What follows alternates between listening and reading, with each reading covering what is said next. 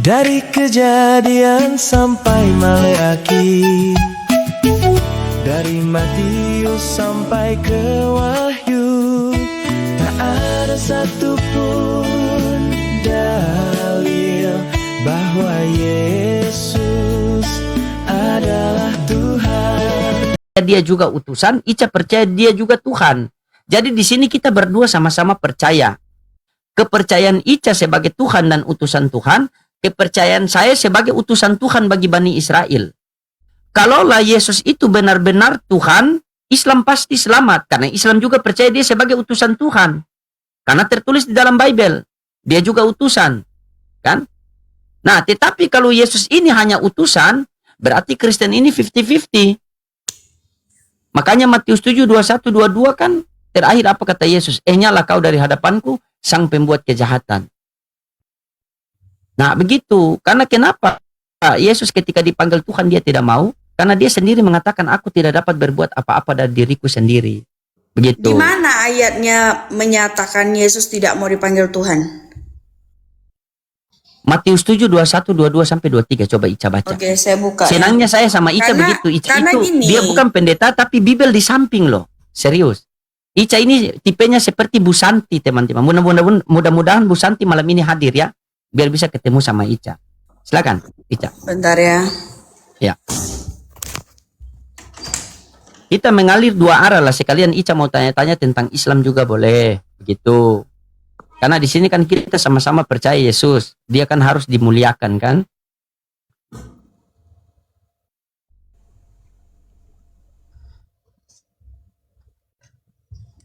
Bang Hadi, muka-muka calon mualaf. Amin.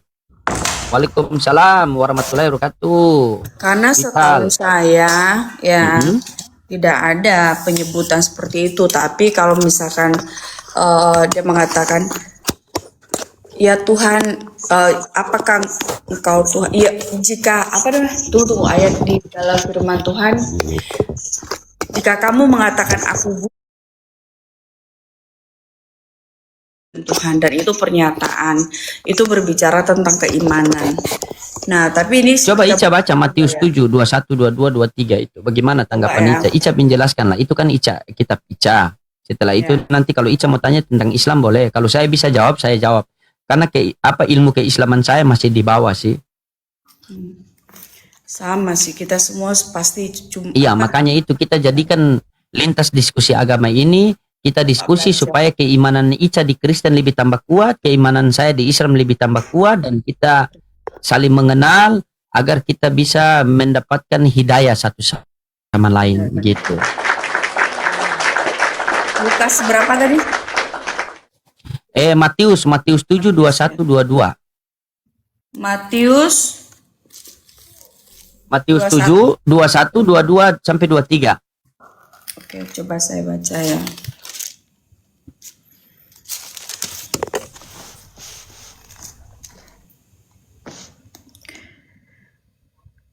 Oke.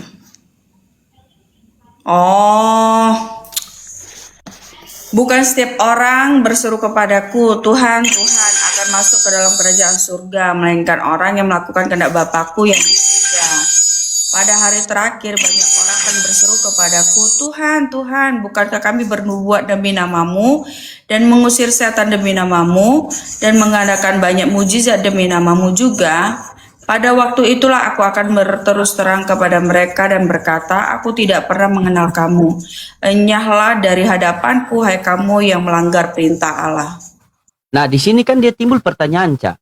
Antara Islam, Kristen, Hindu, Buddha, Konghucu, siapa yang memanggil Yesus Tuhan? Otomatis Kristen kan? Kenapa ketika memanggil dia Tuhan, dia mengusir? Nah, coba jelaskan. Coba saya jelaskan ya. Ini apa kameraku yang buram, apa memang lampunya yang ini ya kali ya? Tidak, efek mungkin terlalu putih. Begitu orang kalau putih tambah efek putih ya, jadi keputihan begitu. Iya, mukanya jadi gini ya. Udahlah, nggak apa-apa lah. Ya, gak usah kita fokus ke efek. Oke, di ayat ini ya itu berbicara tentang pengenalan akan Yesus Kristus. Dia kan sudah datang dalam rupa manusia dan dia menunjukkan dirinya ya. Itu berbicara tentang firman yang telah menjadi manusia, Yohanes 3:16.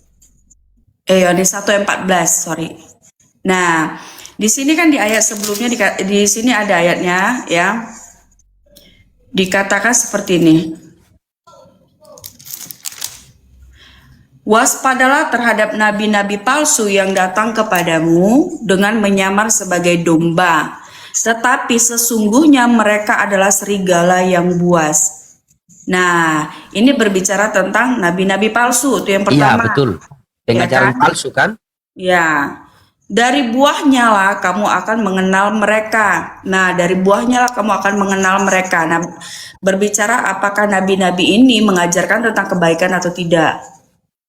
Ya kan, itu mengajarkan kita lebih dekat kepada Tuhan Tuhan yang Maha Kuasa, yang benar-benar atau tidak. Nah, itu yang kedua. Dari buahnya kamu akan mengenal mereka. Dapatkah orang memetik buah anggur dari semak duri atau buah ara dari rumput duri? Ini kenapa nih? Kok kamu balik-balikin? Nah, demikianlah setiap pohon yang baik menghasilkan buah yang baik, sedangkan pohon yang tidak baik menghasilkan buah yang tidak baik. Nah, itu berbicara tentang pengajaran. Ya, itu yang ketiga, itu berbicara tentang pengajaran. Menghasilkan buah yang tidak baik. Tidak mungkin pohon yang baik menghasilkan buah yang tidak baik, ataupun pohon yang tidak baik menghasilkan buah yang baik. Setiap pohon yang tidak menghasilkan buah yang baik akan ditebang dan dibuang ke dalam api, ya kan? Jadi dari buahnya lah kamu akan mengenal mereka. Nah, dan ini berbicara tentang pengajaran di mana, ya teman-teman ya, pengajaran di mana kalau kita sudah berbicara tentang nabi-nabi palsu yang mereka itu mengajarkan ya mengajarkan hal-hal yang tidak baik. Nah, sama seperti apa ya, sama seperti ya, saya ini karena Rumu nggak enak pula aku ngomongnya. Tidak apa-apa, ngomong saja, tidak apa-apa. Ya, assalamualaikum. Ini Ustadz saya yang muda ini. Nanti Ica bertanya Islam dari apa? Dari Al-Fatihah sampai An-Nas pun boleh. Waalaikumsalam Gitu. Jadi warahmatullahi wabarakatuh. Lanjut Ya. Bang Doding, Mbak Ica Salam lanjut. kenal Bang Ghazali. Nah, di situ jadi kalau kita berbicara tentang pengajaran, apakah pengajarannya ini adalah menyangkut untuk memperkenalkan kepada Allah Bapa yang benar, kepada Allah yang benar, kita bilang ya, kepada Sang Pencipta yang benar atau tidak. Nah, dari buahnya itulah yang kita dapat. Apakah apa yang diajarkan oleh para nabi ini? Apakah para nabi ini mengajarkan sama seperti perintah Allah? Nah, di hukum Taurat kan sudah 10 perintah Allah, jangan membunuh, ya kan, jangan membunuh. Nah, di dalam firman Tuhan, makanya di ayat 23 dikatakan seperti ini. Pada waktu itulah aku akan berterus terang kepada mereka dan berkata, aku tidak pernah mengenal kamu, nyala dari hadapanku, hai kamu yang melanggar perintah Allah. Nah, jadi kalau sudah siapa aja yang melanggar perintah Allah? Nah, itu dia. Kalau berbicara para nabi ini mengajarkan apa? Apakah dia itu melanggar perintah Allah atau tidak? Misalkan jangan menbumbun. Ada nggak sih nabi yang mengajarkan tentang menbumbun? Nah, itu yang pertama. Mengajarkan jangan berzina, ada nggak sih di dalam pengajaran Nabi itu yang jangan berzina? Nah, seperti itu, dan 10 perintah Allah yang lainnya. Jadi padahal mereka sudah mengenal Tuhannya, mereka tuh tahu mereka hanya memanggil memanggil Tuhan gitu. Padahal dia sudah datang gitu loh. Tuhan itu sudah datang. Tuhan itu sudah menyatakan dirinya dalam rupa manusia di Yohanes 1:14, sehingga tapi masih ada yang menyangkal ketuhanan itu. Sehingga apa? Sehingga bagaimana kita mengetahui orang itu betul-betul memanggil Tuhan yang benar atau tidak, gitu loh. Nah, dari makanya dari ayat sebelumnya, ayat 15 sampai ayat ke-20, sehingga kita bisa tahu nih, gitu loh, bahwa ini pengajaran yang palsu atau tidak, gitu. Jadi Jadi sehingga Yesus mengatakan seperti ini gitu loh. Bukanlah setiap orang yang berseru kepadaku. Padahal dia sudah datang dalam rupa manusia, dia datang dalam rupa manusia. Itu Yohanes 1 ayat 1 sama 1:14. Ya, firman yang datang dalam rupa manusia. Yohanes 1 ayat 1 pada mulanya Allah Yohanes 1 ayat 1 pada mulanya adalah firman itu bersama-sama. Sudah dikatakan di situ bersama-sama, ya. Pada mulanya adalah firman itu bersama-sama dengan Allah dan firman itu adalah Allah.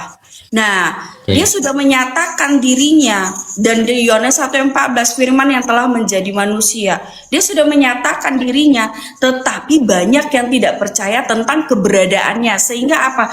Pada hari penghakiman nanti di situ dikatakan bukan setiap orang yang berseru kepadaku, Tuhan, Tuhan, akan masuk ke dalam kerajaan surga, melainkan orang yang melakukan kehendak Bapakku. Apa itu? Yang 10 perintah Allah.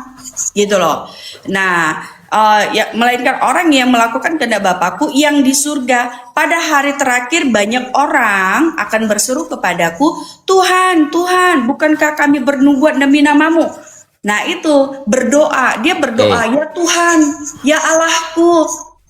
Padahal dia tahu Tuhan itu siapa, tapi dia tidak menyatakan itu. Nah itu artinya ya. Oke, dan mengadakan banyak mujizat demi namamu juga. Pada waktu itulah aku akan berterus terang kepada mereka dan berkata, aku tidak mengenal kamu, nyala dari hadapanku, hai kamu yang melanggar perintah Allah.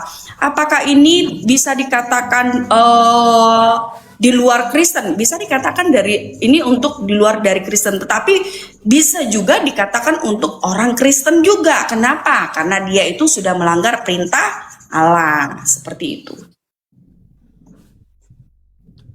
Oke, baik, sudah? Siap. Ya, penjelasannya itu luar biasa, Ica, ya. Penjelasannya saya catat tadi loh ini. Nih, saya catat nih, luar biasa. Pokoknya Ica ini kalau menjelaskan itu jelas, tepat, dan sesat. Ya, bercanda, intermezzo, Ica, ya. Gak apa-apa. Ya, jadi begini teman-temannya. Di Ica? Ica? Ya, hadir. Oke, aman ya? Aman ya? Oke, siap. Jadi ini kan, di Matius 7 ini kan, dia dari mulai nomor 15 itu kan perikopnya itu apa? Hal pengajaran sesat, ya. Nah, hal perikop ini menceritakan hal pengajaran sesat itu kan kita lihat dari buah-buahnya. Kita lihat dari buahnya kan. Nah, di sini kan dikatakan, waspadalah terhadap nabi-nabi palsu yang akan datang kepadamu dengan menyamar seperti domba. Tetapi sesungguhnya mereka adalah serigala yang buas.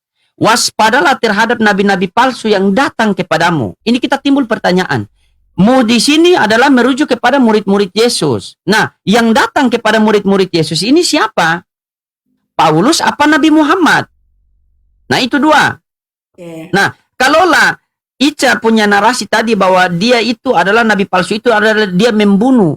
Nah, Paulus juga membunuh kan? Paulus kan dia membunuh murid-murid Yesus, kan dia pembunuh juga Paulus.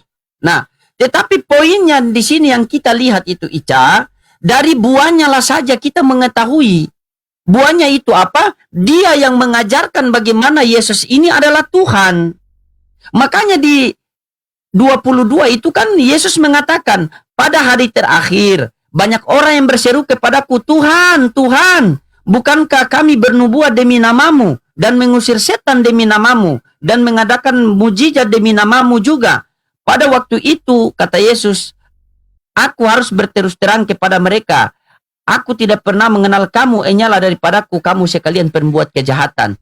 Kalau kita mundur sampai 21 di sini kan Yesus mengatakan, bukankah setiap orang yang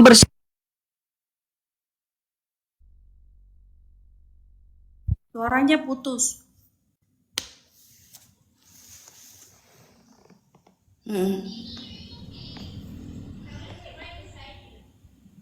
Kita tunggu ya teman-teman ya. Iya, hilang suaranya. Oke, aman ya? Aman. Nikmati. Jadi di sini kan sudah jelas, Ica, tertulis. Bukankah setiap orang yang berseru kepadaku, Tuhan, Tuhan, akan masuk ke dalam sorga, melainkan dia melakukan kehendak Bapakku. Nah, kehendak Bapak ini yang mana, Ca? Kehendak Bapak ini yang mana dulu? Kita kaji dari kehendak Bapak ini yang mana. Coba. Apakah kehendak Bapak ini yang Ica mengatakan tadi 10 hukum Taurat? Nah, sementara 10 hukum Taurat ini, Ca, itu dipelihara di dalam Al-Quran. Yang pertama, jangan menyekutukan Allah. Itu ada dalam Quran surah Al-An'am 151. Siapa lagi ini? Siapa lagi ini? Nah. Oke. Yang kedua, berbuat baik kepada orang tua. Itu ada dalam Al-Quran juga. Ada dalam Quran surah Al-An'am ayat 151. Jadi ini ada. Jadi hukum Taurat itu dipelihara di dalam Al-Quran. Begitu. Jadi dari buahnya lah saja kita bisa tahu buahnya itu apa yang mengajarkan orang memanggil Yesus Tuhan. Kenapa Yesus mengatakan ketika ada orang memanggil dia Tuhan dan dia usir, karena coba Ica baca Yohanes 5:30. Coba. Ini Sutiani dari apa ya? Dari Protestan juga ya?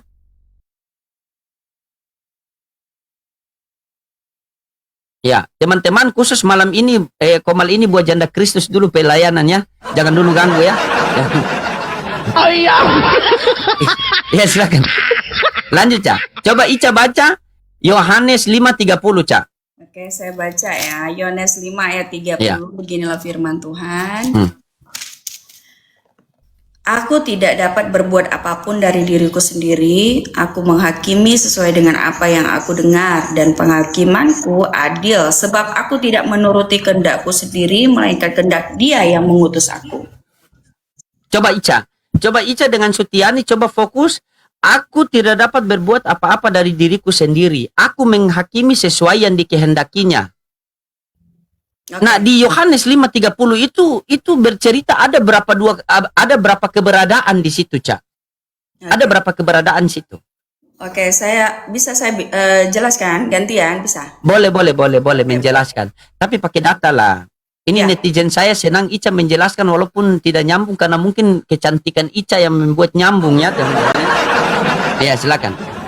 Oke. Nah, tadi Ada berapa? Itu pertanyaan saya, Ica, ada berapa keberadaan di situ?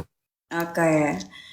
Nah, tadi yang Bang Loding bilang ya, bahwa nabi-nabi palsu ini siapa gitu? Apakah itu Nabi Muhammad atau Paulus? Nah, sekarang kita harus cari tahu dulu ya. Paulus ini bukan nabi ya, karena kalau nabi itu ya itu berbicara tentang yang apa namanya? Berbicara tentang yang dia mendapatkannya, kalau orang Islam bilang ilham ya. Benar tidak? Nah, jadi kalau Rasul Paulus ini di dalam iman Kristen, itu adalah rasul. Ya, rasul itu berbicara tentang pengajaran. Itu yang pertama. Nah, jadi bagi umat Kristen, Paulus itu bukan nabi, tetapi dia adalah rasul. Yang kedua, ya, di sini dikatakan di ayat 23, pada waktu itulah aku akan berterus terang kepada mereka dan berkata, aku tidak pernah mengenal kamu, enyahlah dari hadapanku, hai kamu yang melanggar perintah Allah. Nah, di situ ya Bang Loding, ya, Rasul Paulus tidak pernah mengajarkan tentang pembunbunan, tetapi dia di situ memberitahukan kita bahwa dia dulunya sebelum dipulihkan, dipanggil Tuhan untuk melayani, bahwa dia itu pernah melakukan tindakan yang kita katakan pembunbunan. Nah, tetapi dia di situ mengajarkan kita untuk lebih dekat dengan Tuhan. Siapa itu? Yaitu Yesus Kristus. Nah, itu kita harus bedakan gitu loh. Ya. Nah, di sini berbicara tentang melanggar perintah Allah. Apakah Rasul Paulus itu mengajarkan kita tentang pembunbunan? Tidak pernah. Tidak ada satupun di dalam Alkitab di mana di ayat firman Tuhan Rasul Paulus mengajarkan kita tentang pembunbunan, tetapi dia menyatakan bahwa dia pernah sebelum dia dipanggil Tuhan untuk melayani, ya, itu dia pernah melakukan pembunbunan untuk untuk orang-orang yang mengenal Tuhan Yesus. Nah, itu ya, oke, ini itu yang tadi ya sudah saya jawab ya. Nah, ini kita ke Yohanes 5 ya, Yohanes 5 ayat 30 ya. Aku aku tidak dapat berbuat aku tidak dapat berbuat apapun dari diriku sendiri. Aku menghakimi sesuai dengan apa yang aku dengar, dan penghakimanku adil sebab aku tidak menuruti kehendakku sendiri, melainkan kehendak Dia yang mengutus aku. Nah, makanya dia dikatakan adalah firman Allah, gitu loh. Yohanes 1:14, ya. Firman yang telah menjadi manusia. Nah, dia tidak bisa untuk berbicara tentang penghakiman, itu bukan diri dia. Makanya kenapa pada saat dia datang dalam rupa manusia, dia tidak bisa membebaskan dirinya pada saat di kayu salib. Nah, itu berbicara tentang dirinya sendiri bahwa dia adalah manusia. Tetapi ya, kalau berbicara tentang keilahiannya, itulah yang dikatakan melainkan kehendak Dia yang mengutus aku, gitu. Ya, silakan. Ini Sutiani ya. Ada yang mau? Iya, Sutiani mungkin tambahkan sedikit. Sutiani, mau ditambahkan sedikit, silakan. Ya. Tambahkan sedikit, silakan. Gini ya. Kau punya soundcard lagi tuh, tindis internet play. Kau naik cuma pamer soundcard. Pengajaran Yesus yang Lagi tuh, tindis internet play. Dia punya internet play, dimatikan dulu. Dia punya internet play, dimatikan dulu. Coba.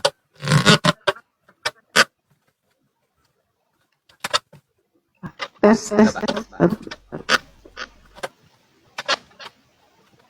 Jadi kan Coba, gini, aku tidak dapat buat apa-apa dari diri sendiri. Iya, lanjut. Aku menghakimi sesuai dengan apa yang aku dengar, dan penghakimanku adil sebab aku tidak menurut kehendakku sendiri, melainkan kehendakku yang mengutus aku. Nah, di sini Yesus menegaskan bahwa tindakan doubling ya kayak. Iya, doubling. Makanya kamu cabut saja, kamu punya apa? Soundcard itu. Biar sama Ica saja lah. Itu cabut saya cuma apa? Di sini kan kita diskusi, bukan akad nikah kan? Cabut saya, enggak usah pakai soundcard. Ya. Ya, silakan.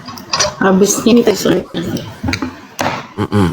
jadi Ustaz, gini, lawan itu perempuan kan kuncinya cuma satu, bahwa lelaki tidak bisa menang. tindakan dan keputusannya itu Kuncinya cuma satu, lelaki tidak bisa menang.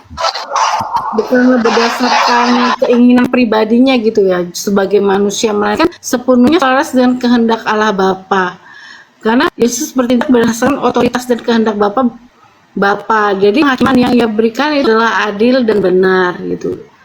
Ketegangan kepada ayat ini menunjukkan hubungan yang harmonis antara Yesus dan Bapa. Dimana Yesus secara sadar menekan misi ilahi di atas kehendaknya sendiri gitu. Betul. Seperti itu. Oke, sabar. Sutiani di mute dulu. Kayaknya Ustaz, saya melek masuk ya, sedikit ya. Ya.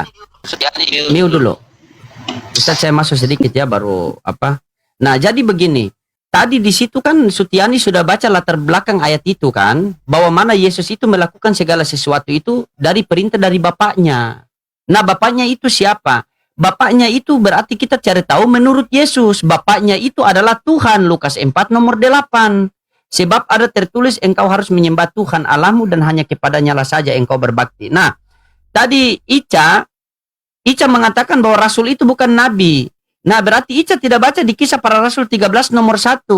Pada waktu itu dalam jemaat di Antioquia ada beberapa nabi dan pengajar, yaitu Barnabas, Simon yang disebut Niger, dan Lukius orang Kirene, dan Menahem yang diasuh bersama dengan raja wilayah Herodes, dan Saulus.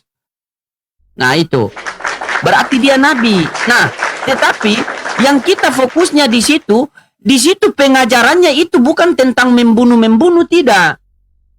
Pengajarannya itu yang mengajarkan orang-orang yang memanggil Yesus adalah Tuhan. Pengajarannya di situ.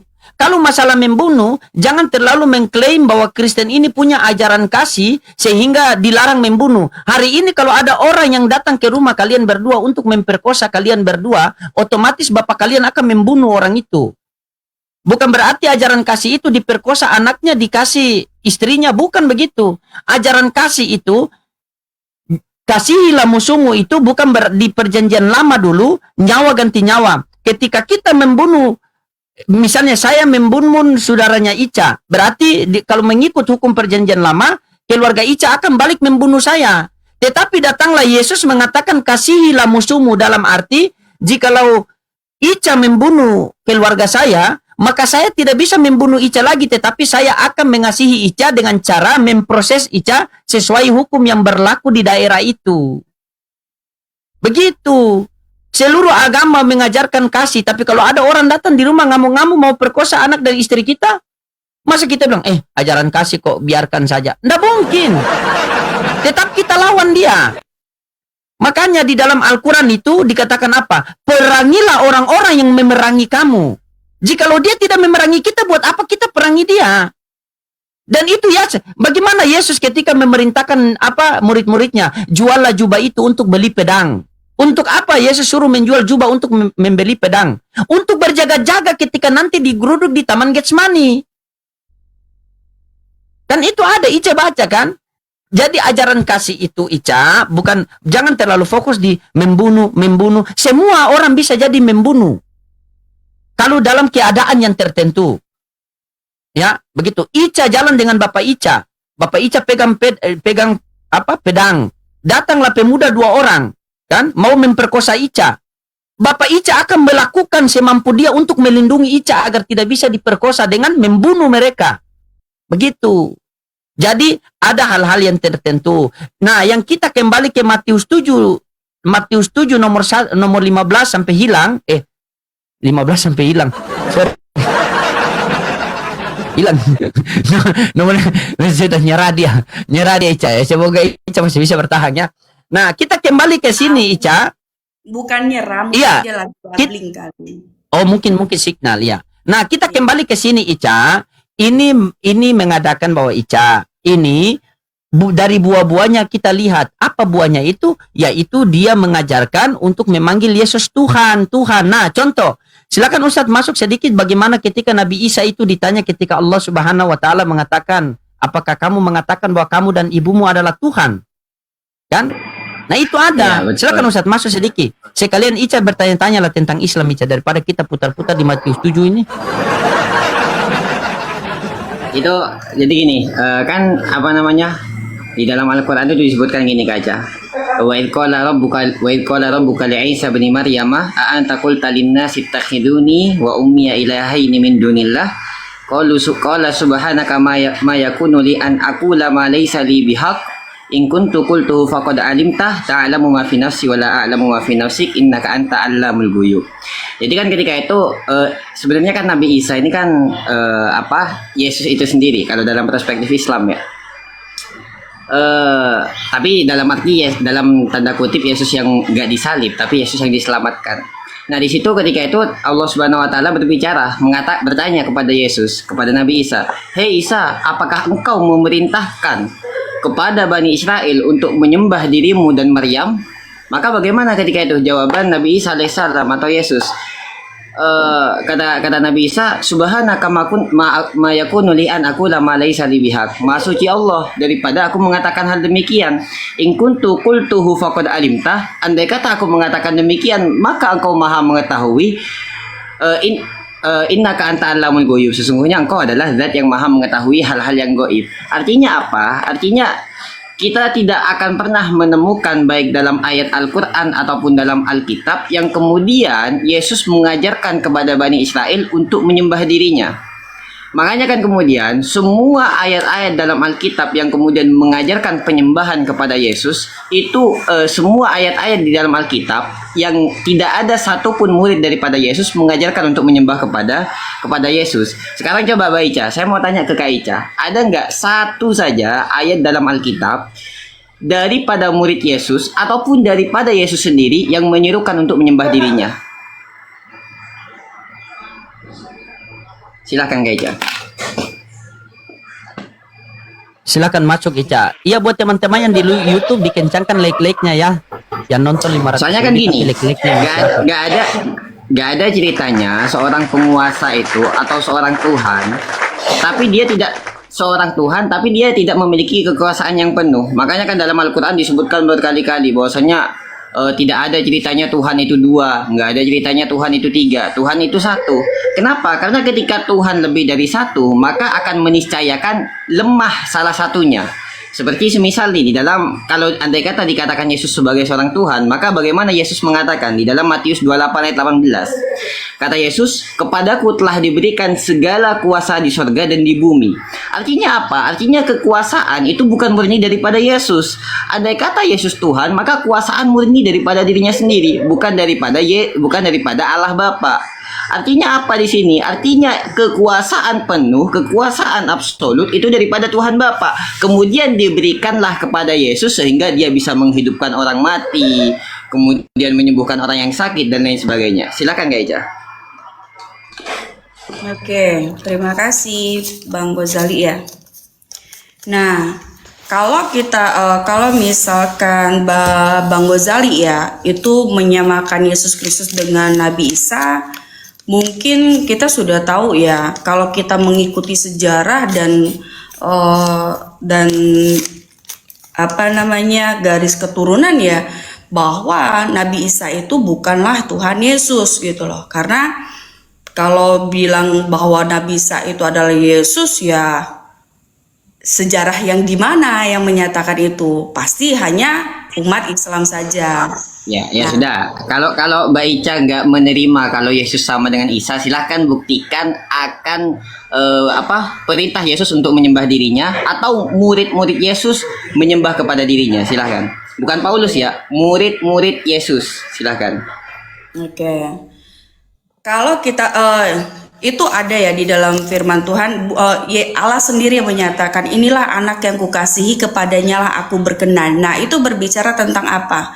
Berkenan berbicara tentang Yohanes 1:14 itu.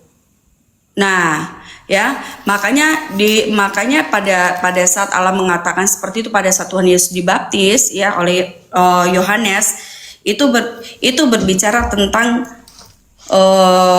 kehendak Allah Bapa agar firman-Nya menjadi manusia. Nah, kalau bilang di mana sih ya bahwa umat Kristen ini di dalam Alkitab menyatakan tentang ketuhanan itu, bahwa Yesus itu adalah Tuhan. Ini maaf ya teman-teman ya, ini kita cuman supaya kita lebih paham aja ya, kita sharing aja. Nah, ini sama berbicara tentang iman Bang Gozali, iman. Nah, sama seperti umat Islam, maaf beribu kali maaf, saya disclaimer dulu. Nah, sama seperti umat Islam ya, umat Islam percaya bahwa Nabi Muhammad adalah utusan Allah. Benar tidak? Itu keimanan dong. Karena apa? Tidak ada satupun yang menjabarkan di dunia, dimanapun di Al-Quran sekalipun ya, tidak ada satupun yang menjabarkan tentang bahwa Nabi Muhammad pernah bertemu dengan Allah atau Allah memberikan kalamnya kepada Nabi Muhammad. Itu yang pertama. Yang kedua, tidak ada satupun yang bisa di Al-Quran sendiri pun menyatakan, tidak ada satupun ya yang pernah melihat bahwa Nabi Muhammad bertemu dengan malaikat Jibril. Nah, itu berbicara tentang apa? Berbicara tentang keimanan. Benar dong? Benar dong ya? Nah, beriman, umat Islam beriman apa yang disampaikan Nabi Muhammad itu benar adanya, bahwa dia adalah utusan Allah yang disampaikan melalui malaikat Jibril. Nah, sama seperti kita. Kalau di dalam Al-Qur'an, maaf beribu kali maaf ya teman-teman ya, saya disclaimer dulu ya. Maaf beribu kali maaf. Hanya di dalam umat Islam lah Allahnya menyatakan dirinya. Benar tidak? Di dalam Al-Qur'an. Benar tidak? Menyatakan dirinya melalui utusan, sama sebagaimana Yesus. Ya, beda.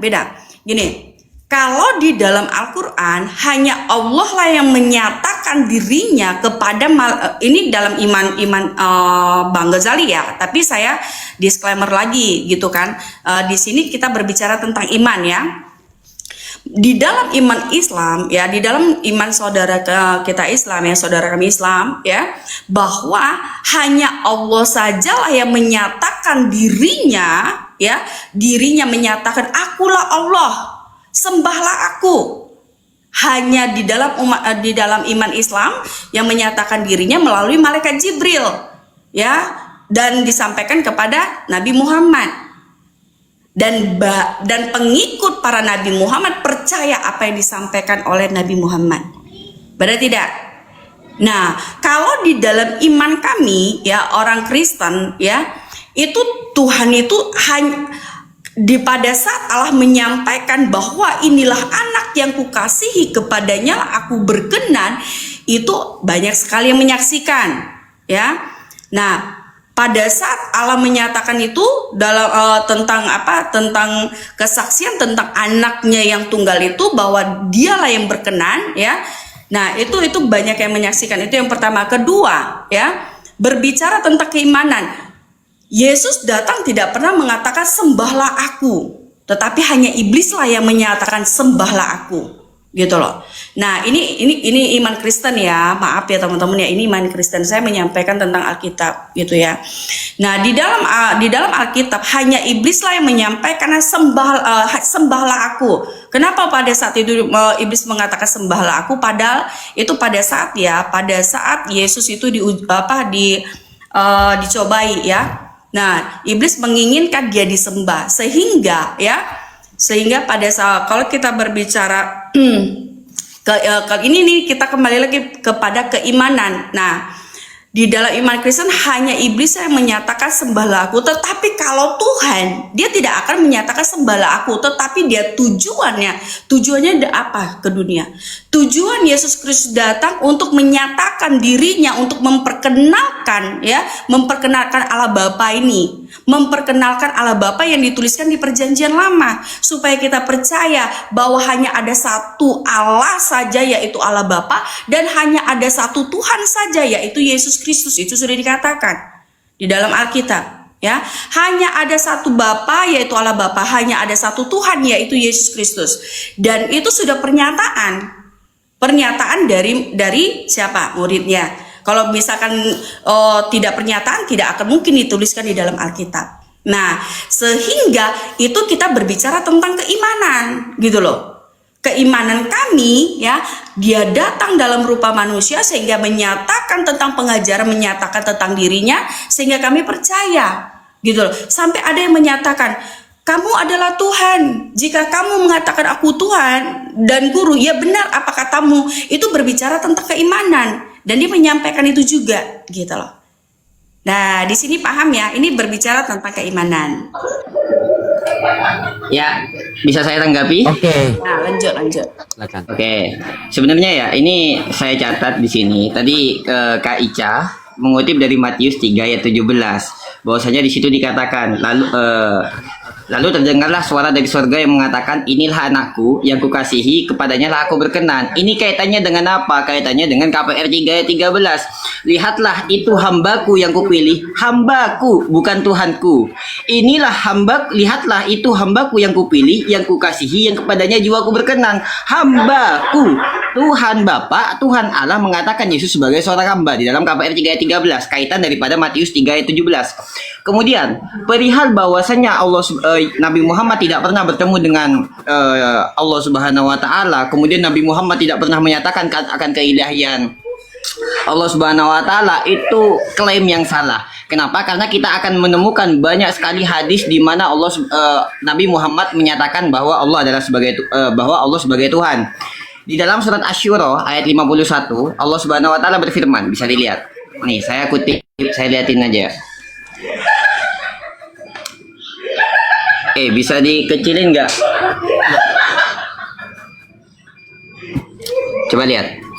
Wa ma kana li basyarin ayyukallimahullahu illa wahyan aw min wara'i hijab aw yursila rasulan fayuhiya bi idnihi ma yasha innahu aliyyun hakim.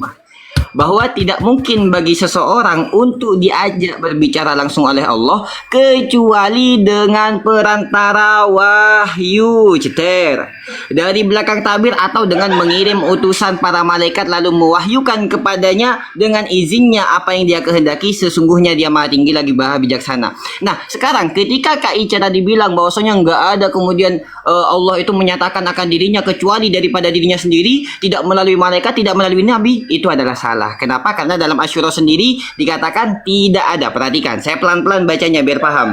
Tidak mungkin bagi seseorang manusia untuk diajak berbicara langsung oleh Allah, kecuali siapa yang diberikan hak untuk bicara langsung oleh Allah, kecuali dengan perantara wahyu. Kalau kata Bang Nandar, ceterkon dari belakang tabir atau dengan mengirim utusan para malaikatnya.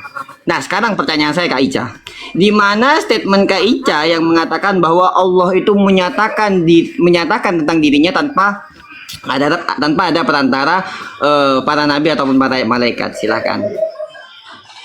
Oke. Ini enak, bagus ya ini ya. Nah, oke. Tadi ayat tadi ya yang di Matius yang tadi yang Bang Ghazali bilang ya. Nah, kalau berbicara tentang hamba, kalau dibilang Yesus, apakah Yesus itu hamba? Dia mengajar, setiap orang yang melayani itu pasti dikatakan hamba. Nah, jadi hamba itu kenapa dikatakan hamba? Karena dia melayani dalam hal apa? Mengajar. Yesus kan datang untuk mengajar kita, gitu loh. Nah, makanya dikatakan hamba. Itu yang pertama. Oke, yang lanjut ya. Nah, kalau di dalam Al-Quran ya, saya tadi kan memberitahukan bahwa di dalam Al-Quran bukan di dalam hadis, abangku ya. Nah, tapi kalau berbicara tentang hadis ya, ini kan sudah lain konteks ceritanya gitu. Karena kalau setahu saya ya, kitab suci itu adalah Al-Quran. Nah, tapi kalau hadis itu ya, itu pelengkap saja, benar tidak? Saya nggak tahu ya. Saya disclaimer dulu, takutnya saya salah. Tapi kalau misalkan saya salah, tolong diperbaiki. Nah, setahu saya hadis itu katanya ya, bahwa hadis itu hanyalah hadis itu pelengkap Al-Quran. Nah, tetapi kalau misalkan pelengkap Al-Quran ya, kalau pelengkap Al-Quran, pelengkapnya apakah itu kalau hanya Nabi Muhammad yang berbicara menyatakan tentang dirinya bahwa dia itu pernah bertemu ya dengan Allah ya, maaf, sang pencipta begitu. Nah, tapi kan nggak ada dituliskan di situ bahwa istrinya kah yang ini bersaksi atau saudaranya kah atau temannya kah, tidak ada di situ gitu. Jadi dia hanya menyatakan tentang dirinya pernah bla bla bla bla seperti itu. Nah, tapi saya tadi yang pertama bilang, saya mengatakan bahwa tidak ada di dalam Al-Quran gitu ya, tidak ada di dalam Al-Quran yang menyatakan bahwa Nabi Muhammad ini bertemu dengan Allah. Nah, seperti sang pencipta di dalam iman Islam. Nah, jadi di situ. Nah, tadi saya sudah sampaikan ya masalah di hamba ya, berbicara tentang hamba ya. Nah, silakan lanjut. Boleh saya masuk sedikit Ustadz ya? Saya iya, tadi saya catat tadi ya, Ica mengatakan bahwa hanya iblis yang minta disembah. Ya. Nah, baik. Coba kita baca di sini dulu teman-temannya, sabar.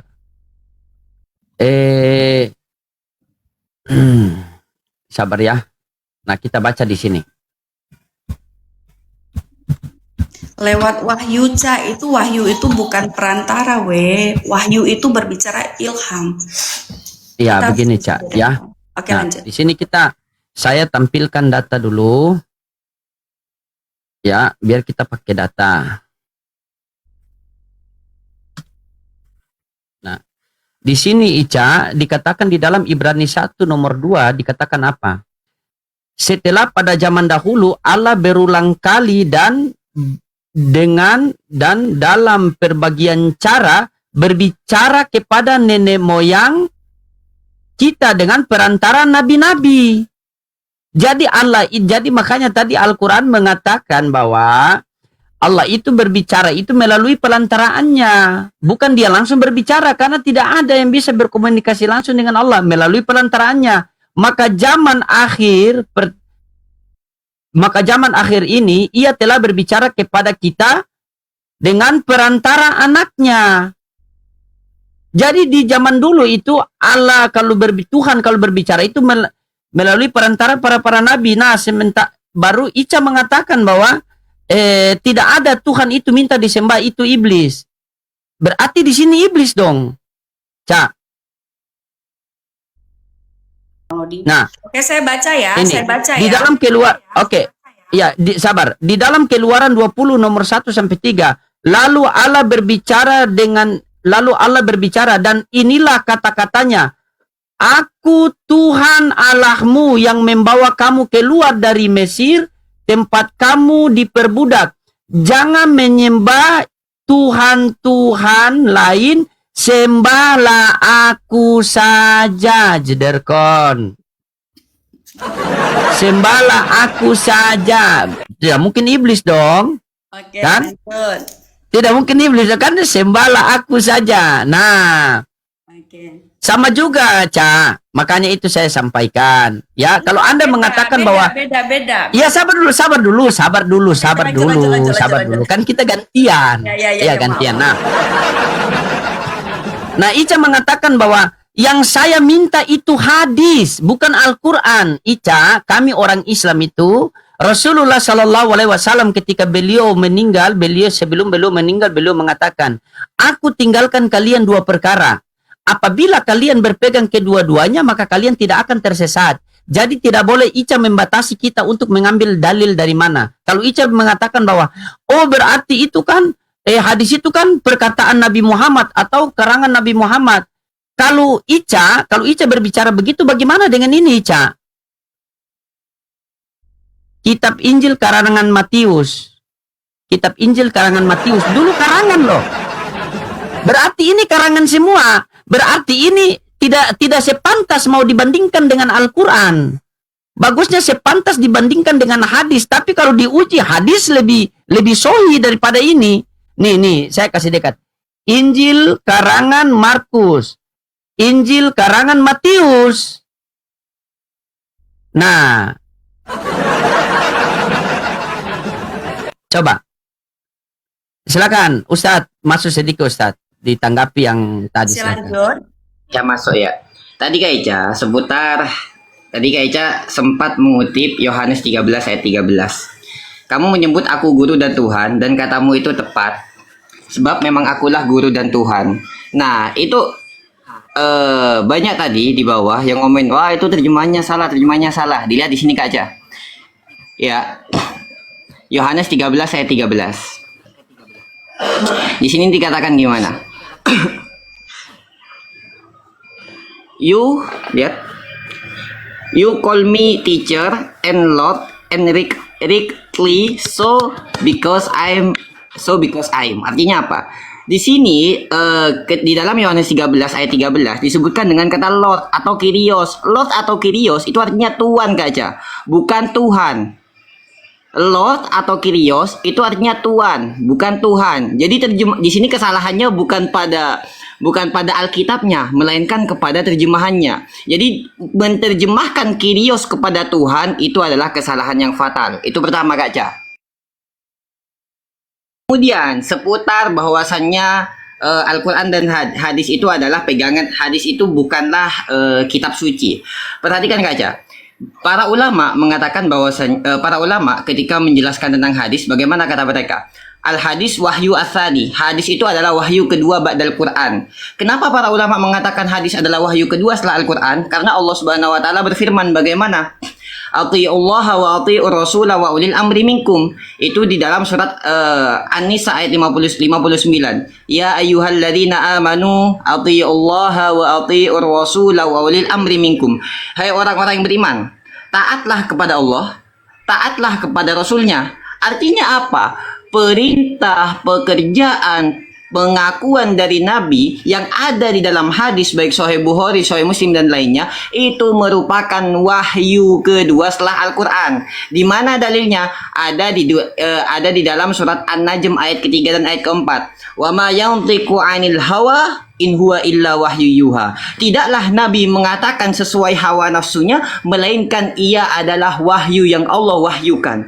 Artinya apa? Artinya ucapan, pekerjaan, pengakuan, aqwalun wa af'alun wa takriratun daripada Nabi itu merupakan wahyu daripada Allah Subhanahu wa taala yang disampaikan melalui Nabi. Ceder. Yang kedua. Sekarang yang ketiga, Kaca. Andai kata dikatakan, tadi Kak Ca bilang bahwasanya oh iya benar, Yesus itu adalah hamba karena dia itu karena dia adalah penyampai risalah daripada Bapa. Oke. Kalau Kak Ca mengakui dia itu adalah hamba, sekarang Kak Ca bisa lihat kalau Kak Ca mengatakan Yesus adalah Tuhan sekaligus hamba, Kak Ca bisa dilihat di dalam Matius 4 ayat 1. Matius 4 ayat 1 dikatakan gimana? Bahwa maka Yesus dibawa oleh roh ke padang gurun untuk dicobai iblis. Jadi Yesus pernah dicobai iblis. Sekarang, apakah Tuhan pernah dicobai iblis? Kaca bisa lihat di Yakobus 1 ayat 13-14. Bahwa di situ dikatakan, apabila seorang dicobai, janganlah ia berkata, percobaan ini datang daripada Allah. Sebab Allah tidak dapat dicobai oleh yang jahat. Saya tanya, iblis jahat atau baik? Iblis jahat. Artinya apa? Artinya andai kata Yesus adalah Tuhan, niscaya dia tidak akan pernah dicobai oleh iblis. Nyatanya dia dicobai oleh iblis, artinya dia bukan Tuhan. Gitu aja. Silakan. Terima kasih. Pakai data ya, Cak ya. Oke. Oke, saya ya. Oke. Nah, Iya, Cak. ya, tadi saya buka ya di Matius ya, di Keluaran 20 ya. Di Keluaran 20 tadi saya baca ya, tidak ada di sini menyatakan bahwa sembahlah aku. Tetapi ini pernyataan supaya bentar ya. Bukan saya kasih tunjuk, jangan bilang saya karangan data kan? Takutnya Ya, begitu. tapi Kenapa tidak ada disembah kan? Nggak mungkin. Iya, ini. Cak. Iya begini, Cak. Ini kan Alkitab Sabda juga. Keluaran 20 nomor 3. Versi TB, AYT, TL, BSI, TSI, MILT. Kalau TB, janganlah ada padamu Allah lain di hadapanku. Ya, benar tidak? TB di situ. Benar? Saya di sini Pak, saya di gini loh, Iya. Bang Loding ya. Nah, kalau misalkan Bang Loding mau minta di internet ya, sedangkan di kitab ini kan Alkitab saya. Dan ini Iya, makanya itu, Ca. Makanya tadi saya bilang sama Ica. Nah, di Ini sini kan saya baca ambil. dulu. Ini kan dari LII. Iya, sabar. Ini kan dari LII. Keluaran 20 nomor 3. Kan ada versi nih. Nah, kenapa janganlah ada padamu ilah-ilah lain mentok sampai di sini di hadapanku. Tetapi yang versi BSI, janganlah menyembah Tuhan-Tuhan lain, sembahlah aku. Di sini ada sembahlah aku. Berarti kita lihat kan dari mana yang duluan. Ternyata BSI ini duluan. Ini yang kedua. Berarti ini sudah direvisi, makanya sembahlah aku ini hilang. Nah, di sini Ica, di sini seharusnya Ica bisa tahu. Emang Tuhan pernah salah berfirman sehingga firmannya harus direvisi. Itu kalau Ica mau berpikir. Nah, silakan, Ca. Oke ya. Ya. Tapi saya nggak ada masalah misalkan Bang Loding melihat seperti itu kan, tapi tetap saya menyatakan bahwa Alkitab saya yang saya pakai, saya iman Katolik ya teman-teman ya. Dan kalau iman Katolik itu tidak ada beda kitabnya dari zaman dulu, tidak cuma hanya pemahaman saja mungkin yang dirubah. Tetapi ini ya, saya itu iman Katolik itu sudah memakai ini udah lama sekali. Jadi tidak akan mungkin ya. Tapi nggak tahu itu mungkin Bang Lodi ngambil dari kitab Protestan atau apa, saya nggak tahu. Tapi di sini saya akan Ini LAI. Saya nggak LAI. tahu, Itu yang tidak. Ica pegang LAI atau bukan? Ini Alkitab Coba lihat. Katolik. Iya, LAI atau bukan itu? Kan lembaga Alkitab Indonesia kan Alkitab kan keluar dari LAI Alkitab kan? Indonesia Jakarta. Nah, ini juga lembaga Alkitab Indonesia. Kenapa berbeda? Lah, saya Yang nggak di tahu sini ini sembahlah aku, tapi yang di Ica Ini yang dipakai umat Katolik dan tidak mungkin yang lain dipakai umat Katolik, gitu loh. Berarti yang ini salah ya? Saya nggak tahu. Makanya Oh. makanya tadi saya bilang ya, makanya saya tadi bilang setahu saya belum ada di dalam Alkitab Yesus bukan Yesus Allah ya, atau karena di situ ya kalau berbicara tentang para nabi yang menyatakan seperti itu. Nah, makanya itu dikatakan pernyataan. Lalu Allah mengucapkan segala firman ini, Akulah Tuhan Allahmu yang membawa engkau keluar dari tanah Mesir, dari tempat perbudakan. Jangan ada padamu ilah lain di hadapanku. Jangan membuat bagimu berhala yang menyerupai apapun yang ada di langit di atas, atau yang ada di bumi di bawah, atau yang ada di dalam air di bawah bumi. Jangan sujud menyembahnya atau beribadah kepadanya, sebab aku Tuhan Allahmu adalah Allah yang cemburu. Ini pernyataan, bukan apa? Ya. Nah, Betul. ini Baik, kalau Ica dikatakan mau dari menolak Nabi. yang ini, kalau Ica mau menolak yang ini, seharusnya kalau betul-betul kita mau belajar dari versi BIS, dari versi BIS ini kan 1985. Ya, janganlah menyembah ilah-ilah, sembahlah aku saja. Nah, kalau Ica menolak yang ini, baik kita skip yang ini. Tapi bagaimana Ica bisa enggak jelaskan di dalam Lukas 4 nomor 8. Di situ siapa yang minta sembah? Coba kita fokus ke situ ya, biar kita punya netizen dia dapat pemahaman ya. Kita berdiskusi, sampaikan apa yang tertulis saja. Coba bagaimana di dalam Lukas 4 nomor 8 itu, Cak? Oke, Coba. baik. Lukas 4 ayat 8 saya baca ya. Itu Oke. siapa yang coba. Di sini berbicara Lukas 4 ayat 8, di sini pencobaan di padang gurun ya. Saya baca yang ayat 8 ya, beginilah firman Tuhan. Jawab Yesus kepadanya, ada tertulis engkau harus menyembah Tuhan Allahmu dan hanya kepada Dia sajalah engkau beribadah. Nah, itu berarti Yesus menyuruh iblis menyembah kepada siapa? Oke. Gini, Bang Loding, kita harus tahu dulu nih dari ayat sebelumnya gitu. Kalau misalkan satu ayat nih, kan kita tidak akan tahu nih jawabannya seperti apa. Iya, boleh. Nah, karena kenapa iblis mencobai Tuhan Yesus? Karena sudah dinubuatkan di Perjanjian Lama dan bukan itu saya tanya, Cak. Iya, Yang saya tanya, siapa Yesus menyuruh menyembah kepada siapa itu? kepada Sebab ada Tuhan tertulis Allahmu. engkau harus menyembah Tuhan Allahmu. Iya. Karena gini, kalau kita lihat, kalau kita baca dari ayat 1 ya sampai ke 7. Nah, kita bisa boleh saya baca? Boleh, silakan. Yesus Untung kau yang manis, penuh kalau dengan tidak Roh dari tadi Kudus. sudah diturunkan. Nggak Lanjut. apa-apa. Kalau mau turunin, Canda. kalau mau apa, terserah. Tidak mungkin lah, kamu. saya kan tamu istimewa kamu di Komal kamu kan. Ya, silakan. Baca coba 1 sampai 8. Biar kita tahu. Yesus yang penuh dengan Roh Kudus kembali dari sungai Yordan, lalu dibawa oleh Roh Kudus ke padang gurun. 40 hari lamanya ia dicobai iblis. Selama hari-hari itu ia tidak makan apa-apa, dan setelah itu ia lapar. Berkatalah iblis kepadanya, jika engkau anak Allah, perintahkanlah batu ini menjadi roti. Jawab Yesus kepadanya, ada tertulis, manusia hidup bukan dari roti saja. Kemudian ia membawa Yesus ke suatu tempat yang tinggi dan dalam sekejap mata ia memperlihatkan kepadanya semua kerajaan dunia.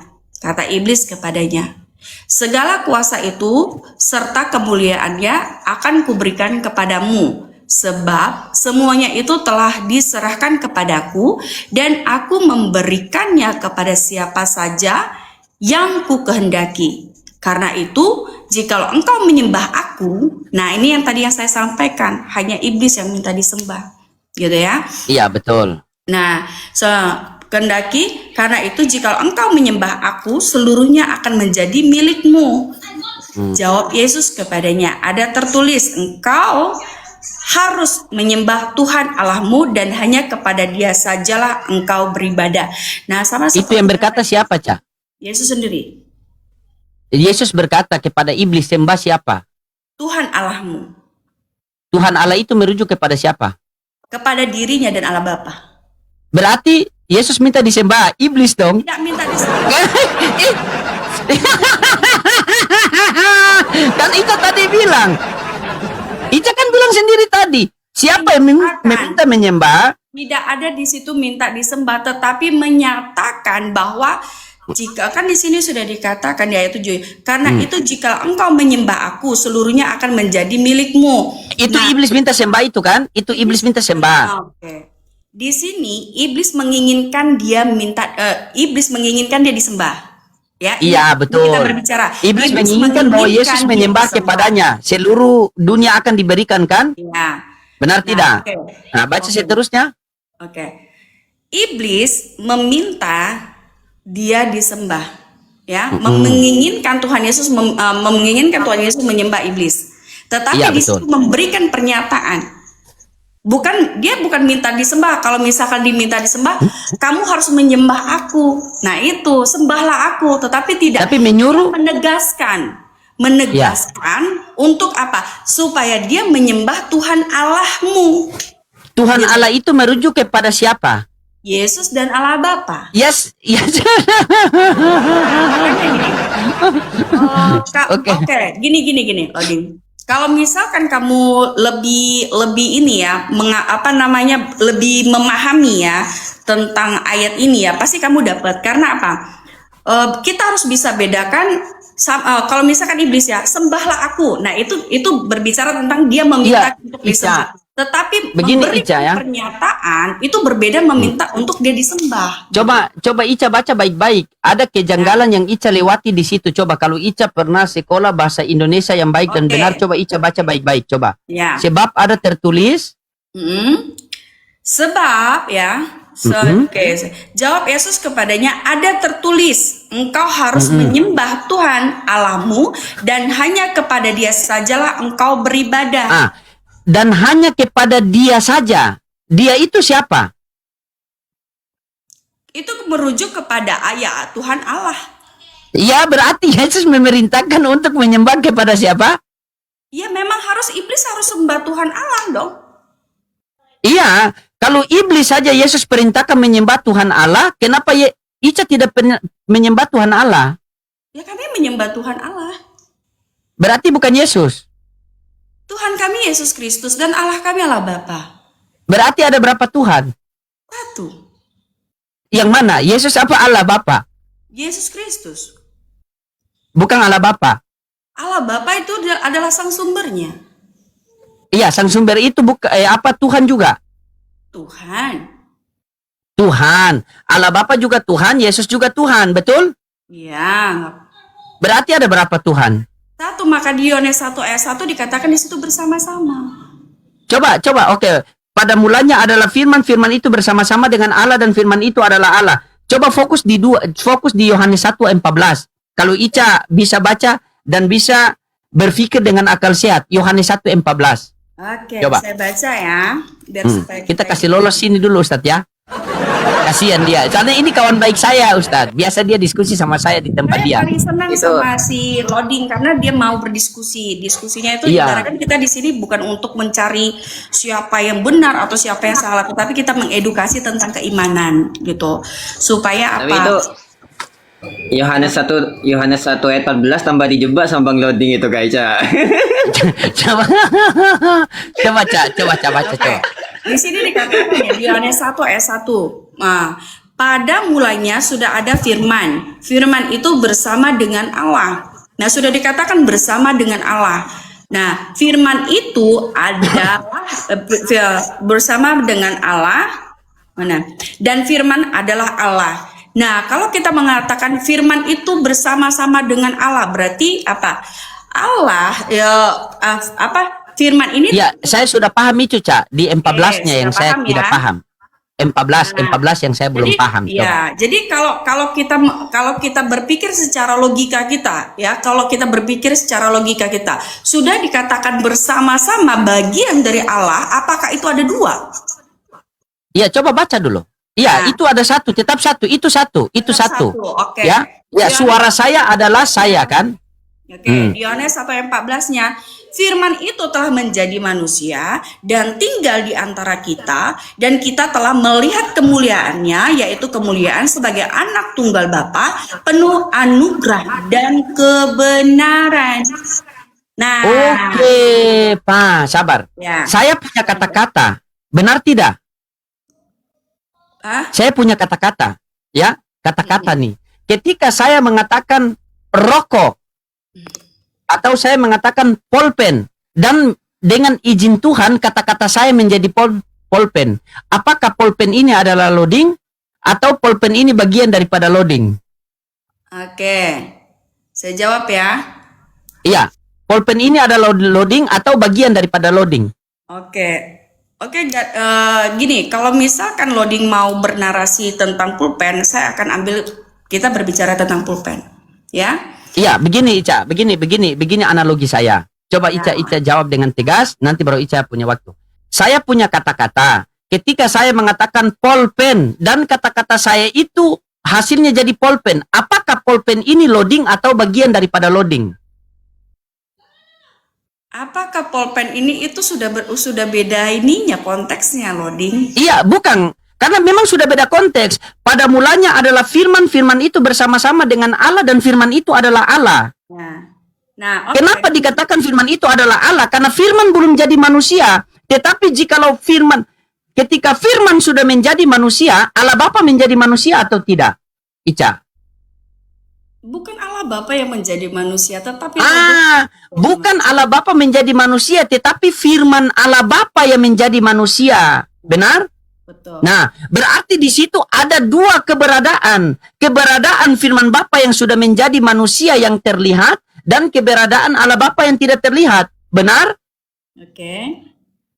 Nah, berarti di situ ada berapa, Ica? Di Yohanes 1:14. Firman itu telah menjadi manusia.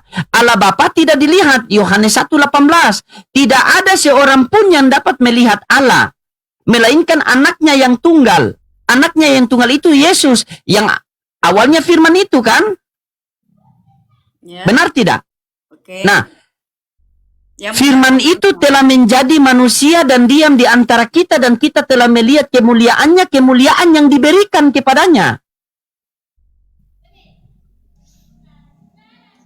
Oke. Siapa yang memberikan kemuliaan kepada dia? Lanjut. Saya pengen Ya, nangkep saya tanya sama Ica, siapa yang memberikan kemuliaan kepada dia? kepada Yesus Kristus.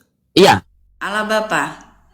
Berarti Allah Bapa memberikan kemuliaan kepada Yesus. Allah Bapa tidak terlihat dan Yesus terlihat. Ada berapa keberadaan? Oke, 2. Dua. Yang mana Tuhan langit dan bumi? Tuhan langit dan bumi itu berbicara tentang keilahian apa bagaimana? Tidak, saya tanya, yang mana Tuhan langit dan bumi? Yang satu tidak kelihatan yaitu Allah Bapa, yang satu sudah kelihatan yaitu firman menjadi manusia. Yang mana Tuhan langit dan bumi? Yang kelihatan atau yang tidak kelihatan? Yesus Kristus. Berarti Yesus Tuhan langit dan bumi. Oke, lanjut. Sabar, saya konfirmasi. Berarti Tuhannya Ica, Yesus, Tuhan langit dan bumi. Betul. Pencipta langit dan bumi. Betul. Berarti Tuhan menciptakan manusia untuk melahirkan Tuhan. Nggak ada masalah. Memang tidak, yang masalah itu di Ica punya otak. Aduh, Ica, aduh, cantik kok begini. Aduh, Ustaz. Bukan tidak ada masalah, Ica. Nggak masalah. Yang masalah di Ica punya cara berpikir. Oke, gini. Masa mungkin- Tuhan menciptakan manusia, manusia melahirkan Tuhan. Baru Ica bilang tidak ada masalah. Oke, gini, maksud Lanjut, saya Ustaz. gini, ini lanjut saya ya, biar saya Iya. punya pemahaman sedikit ya.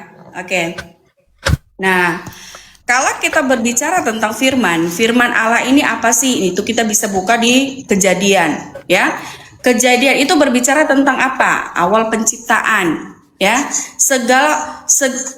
Langit dan bumi itu diciptakan oleh Bapa melalui firman-Nya. Nah, firman-Nya inilah yang menjadi manusia, itu berbicara tentang logosnya Allah, ya. Firman yang telah menjadi manusia itu berbicara tentang kemuliaan. Siapa yang memberikan kemuliaan kepada Yesus Kristus? Ya Allah Bapa. Karena apa? Ya, karena semua berasal dari Allah Bapa. Roh Kudus berasal dari Allah Bapa. Firman-Nya pun berasal dari Allah Bapa. Sehingga ya anak yang ada di dalam kandungan Bunda Maria, yaitu anak yang hidup dengan kekudusan, anak yang penuh dengan Roh Kudus, itu berbicara tentang kemuliaan gitu loh. Nah, jadi tidak ada masalah kalau misalkan Bang Lodingnya bilang seperti itu. Oh, berarti Tuhan menciptakan apa tadi pernyataan? Tuhan menciptakan manusia untuk melahirkan Tuhan. Nah, itu kalau misalkan Loding membuat pernyataan seperti itu kalau Dengar Ica, ini yang salahnya. Saya bukan membuat pernyataan, saya bertanya kepada Ica. Ica kan mengatakan Yesus adalah pencipta langit dan bumi. Benar tidak?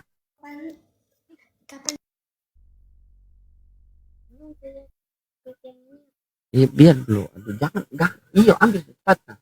Nah, kenapa? Nah, kenapa Tuhan itu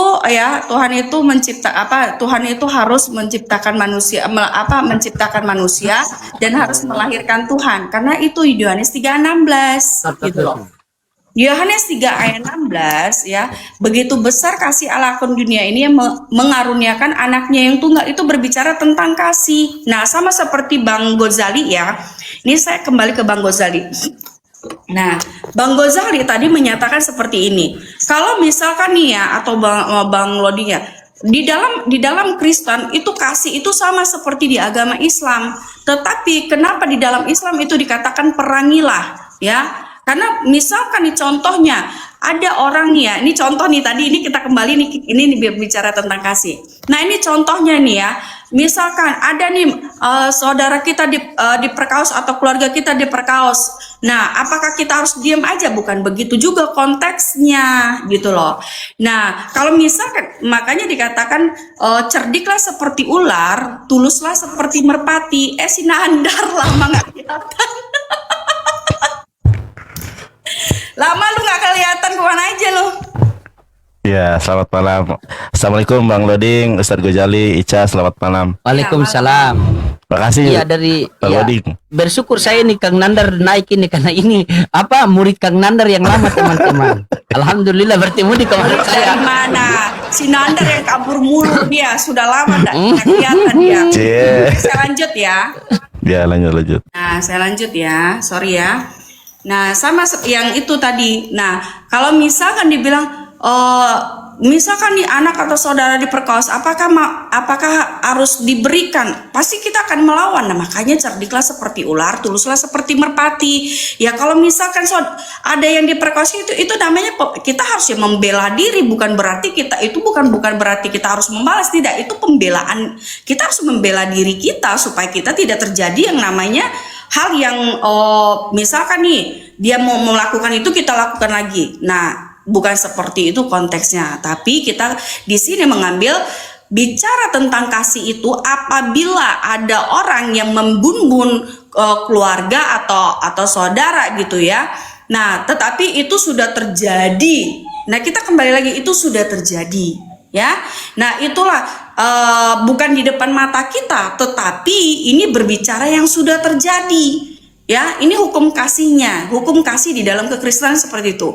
Hukum kasih di dalam kekristenan bukan masalah ada orang di depan mata kita ada yang mau melakukan tindakan yang tidak baik, kita harus diam aja, bukan begitu, tetapi kita harus ada pembelaan diri. Nah, kalau hukum kasih yang dikatakan di dalam firman Tuhan, ini apabila sudah terjadi, misalkan nih kejadian ini sudah terjadi nih, nah tiba-tiba kita sudah diberitahu, dan itulah hukum kasih itu yang diajarkan kepada kita, bahwa kita harus mengampuni orang yang bersalah kepada kita gitu loh, supaya Tuhan juga mengampuni dosa-dosa yang sudah dilakukan oleh kita atau keluarga. Oke, Ca, izin sedikit Ca. Ica mengutip, izin ya Kang Nandar ya. Ustadz Ghazali ya. Ica mengutip tadi ajaran kasih jangan membunuh, benar tidak? Iya. Oke, coba Ica baca 1 Tesalonika 2 nomor 15. Itu mereka yang di situ melakukan, ya coba 1 Tesalonika 2 nomor 15. Di situ mereka melakukan ajaran kasih atau tidak? Itu berbicara tentang Raja Herodes atau apa? Bukan. 1 Tesalonika 2 nomor 15, coba dibaca.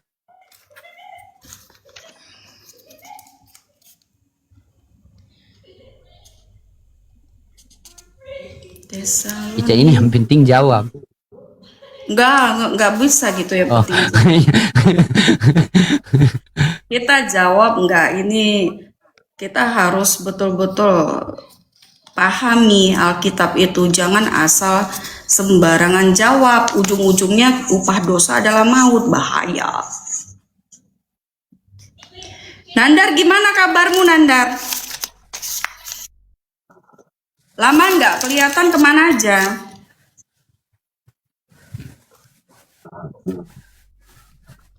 Masa? Iya, iya coba aja lihat. Berteman apa enggak? Lu banyak Iya. temenan kok kita. Enggak ah. Lu di privasi. Privasi. Lanjut aja lanjut tuh. Iya.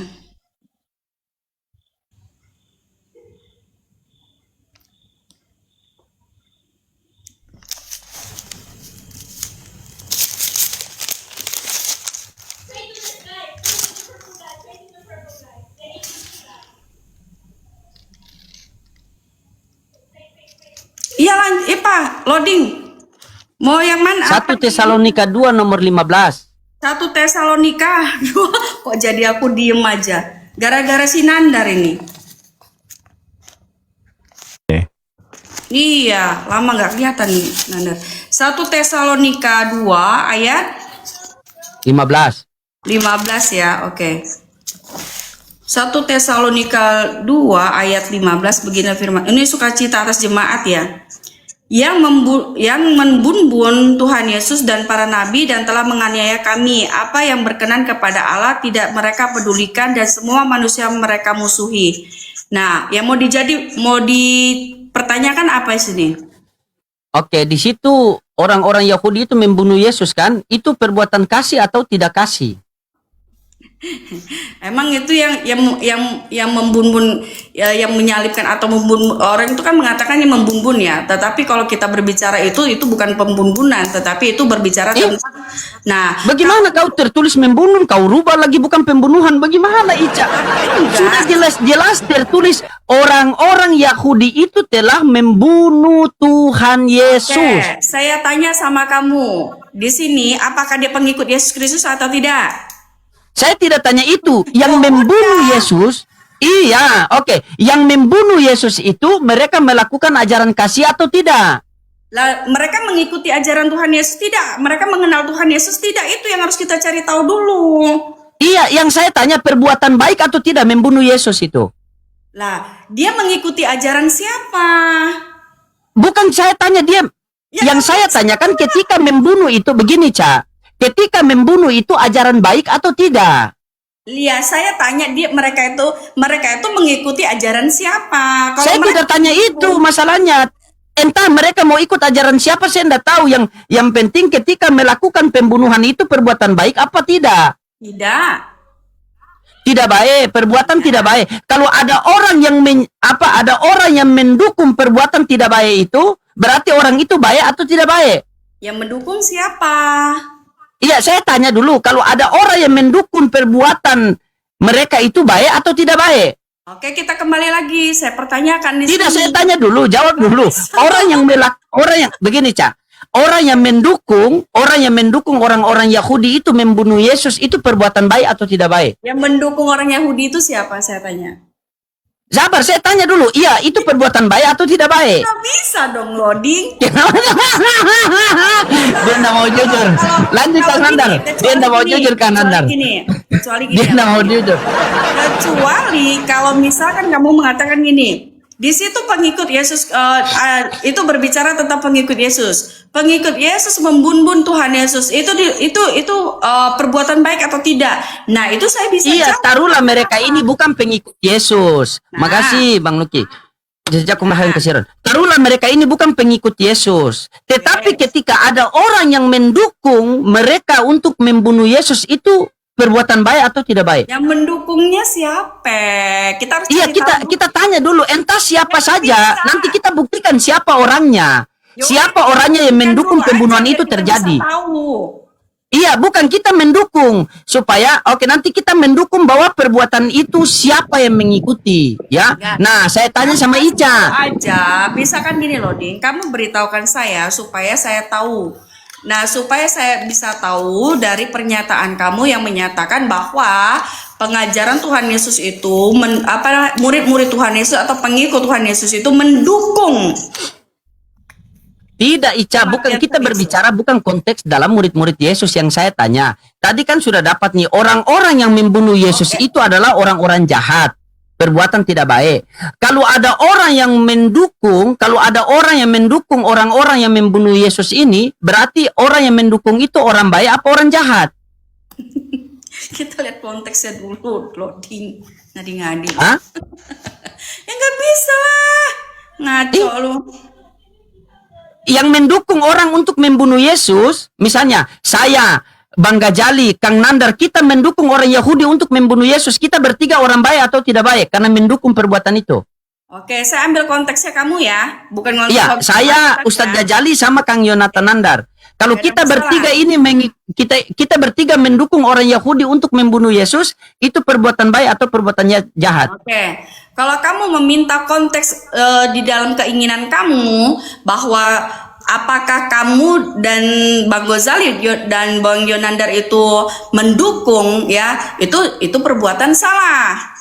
Karena Oke, apa? perbuatan salah. Siap. Sabar, Oke. sabar. Kenapa saya katakan perbuatan salah ya? Karena kalau kita berbicara tentang dukungan apa nih, dalam hal apa nih gitu. Kita harus jawab Dalam hal membunuh Yesus. konteksnya. Dalam hal membunuh Yesus. Dalam hal yaudah, karena kalau misalkan dalam hal membunuh Yesus, nah kalau kita lihat konteksnya kalian bertiga, kalian kan tidak mengikuti pengajaran Tuhan Yesus, jadi kalian mendukung gitu loh. Jadi salah kan? Oke, salah ya. Ingat tadi Ustadz Gajali, Kang Nandar, kalau kita bertiga mengikuti orang yang untuk membunuh Yesus, berarti kita bertiga orang jahat. Nah, di sini poinnya. Datanglah Al-Quran mengatakan wa ma qataluhu wa ma solabuhu. Dia tidak dibunuh dan dia tidak disalibkan. Ica mau ikut? Ica mau ikut sama kita bertiga kalau kita mengatakan Yesus tidak dibunuh dan tidak disalibkan? Atau Ica mau dia dibunuh? Yesus tetap disalibkan.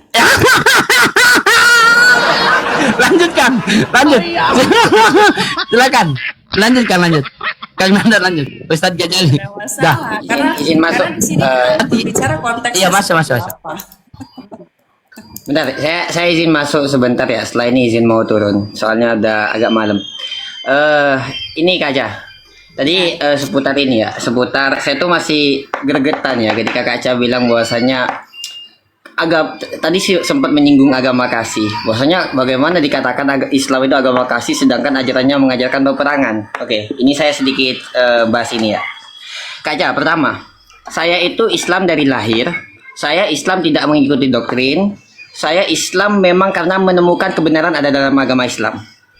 Kedua, jadi saya menyebutkan agama Islam itu sebagai agama rasionalis. Nggak ada satu agama yang lebih rasional daripada agama Islam. Itu yang pertama. Kemudian yang kedua, menyinggung tentang agama tentang agama kasih. Islam itulah justru yang agama kasih. Kenapa? Karena di dalam Al-Quran sebagai sumber pertama, tadi sesuai pengakuan Kak Cai, Al-Quran itu adalah sumber pertama, itu menyebutkan tentang kasih pada ayat pertama. Bismillahirrahmanirrahim, dalam surat Al-Fatihah ayat pertama, dengan menyebut nama Allah yang Maha Pengasih, yang Maha Penyayang. Kemudian, tapi kalau agama Islam sebagai agama kasih, kenapa di dalam Islam mengajarkan peperangan? Coba datangkan kepada saya satu ayat saja atau satu hadis saja yang menyerukan peperangan tanpa didahului sebab. Ingat, yang menyerukan peperangan tanpa didahului sebab. Kalau ada di dalam agama Islam, Nabi Muhammad atau Allah Subhanahu wa taala menyerukan umat Islam untuk memerangi orang kafir tanpa ada sebab, saya lepas Islam. Kenapa saya bilang kayak gitu? Karena tidak ada satupun, saya sudah mengkaji itu, saya sudah pernah berdiskusi tentang itu, tidak ada satupun ayat dalam Al-Quran ataupun dalam hadis yang menyerukan peperangan kepada orang kafir, kepada orang non-muslim, kecuali difa'an aniddin atau difa'an anin nafsi. membela agama atau membela jiwa. Makanya semisal ayat yang sering dikutip di dalam Al-Baqarah ayat 190.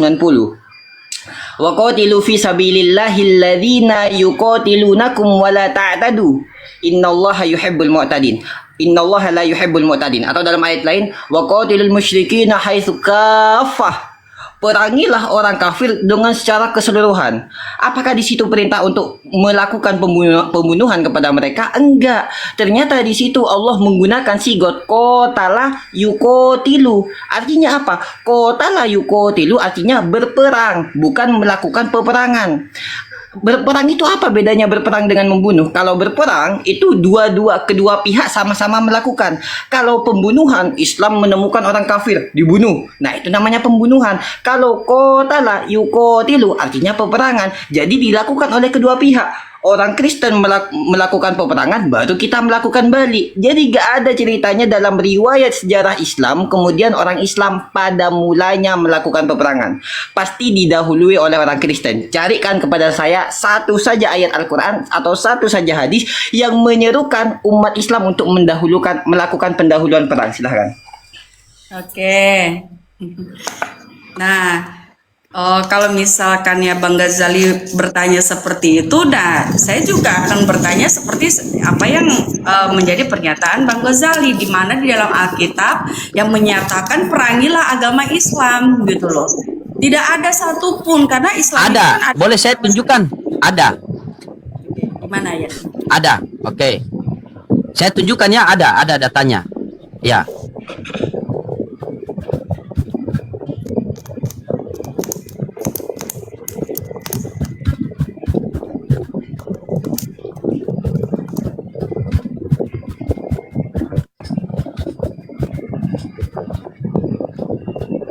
Nih, apa? Mungkin kalau Ustadz Ghazali mau datanya silakan baca Ustadz. Belum ada. Belum ngomong. Ustadz bisa baca Lukas 19:27 Ustadz. Lukas 19 ayat 27 ya. Iya. Baca yang keras biar. Oke, saya baca. Lukas Ini ya, saya bacakan ya Kak. Lukas 19 ayat 27 ya. Ya. Akan tetapi semua saudaraku ini yang tidak suka aku menjadi rajanya, bawalah mereka kemari dan bunuhlah mereka di depan mataku. Waduh, ini kejam sekali Bang Dodi. Gila sih ini. Jederkon. Saya mengajarkan ini. Ini Hah? apakah ini pengajaran untuk membunuh agama Islam? Ya, bukan, intinya Ica yang menjelaskan, itu kan kitab Ica. Kenapa tanya ke Oke, kita? saya jelaskan. Kan Ica yang jelaskan kan? Gitu. ini Yang penting kan sebenarnya ada. Saya Pembahasan katanya kita kepada itu bukan orang membunuh. hai hamba yang Pembahasan jahat, kita, aku akan benar menghakimi Kaca? engkau menurut Pembahasan kita perkataanmu bukan sendiri. Pembahasan kita bukan tentang membunuh agama lain, tetapi tentang ajaran kasih. Jadi kan nggak ada ceritanya tuh ajaran kasih mengajarkan untuk membunuh. Kita bukan membahas membunuh agama lain, tetapi ajaran kasih. Silakan. Oke. Nah, di ayat kita baca di ayat sebelumnya, katanya kepada orang itu, hai hamba yang jahat, aku akan menghakimi engkau menurut perkataanmu sendiri. Engkau sudah tahu bahwa aku orang yang keras, yang mengambil apa yang tidak pernah aku taruh dan menuai apa yang tidak aku tabur. Lalu mengapa uangku itu tidak kau masukkan ke bank? Jadi pada waktu aku kembali, aku dapat mengambilnya dengan bunganya. Lalu katanya kepada orang-orang yang berdiri di situ, ambillah minyak yang satu itu dari dia dan berikanlah kepada orang yang mempunyai 10 mina itu. Kata mereka kepadanya, Tuan, ia sudah mempunyai 10 mina. Jawabnya, aku berkata kepadamu, setiap orang yang mempunyai kepadanya akan diberi, tetapi siapa yang tidak mempunyai juga apa yang ada padanya akan diambil. Tetapi semua seteruku ini yang tidak suka aku menjadi rajanya. Nah, ini bukan berbicara tentang pengajaran Tuhan Yesus. Nah, kita harus tahu dulu ayatnya gitu loh. Ya. Ini berbicara tentang apa? Perumpamaan tentang uang mina. Nah, ini perumpamaan tentang perbuatan yang berbicara situ siapa? bukan Yesus yang berbicara. kok Yesus yang berbicara sih? Makanya kita baca dari ayat. Karena di sini tetapi semua seteruku ini tidak suka aku. Nah, menjadi rajanya bahwa mereka kemari nggak ada di sini. Ini berbicara bukan Yesus yang mengatakan ini. Cak, kalau di dalam Bible itu, Cak, kalau di dalam Bible begitu, kalau di perangkat HP itu tulisan warna merah itu perkataan siapa? Oh, nggak tahu tulisan merah Hah? atau tulisan apa gitu.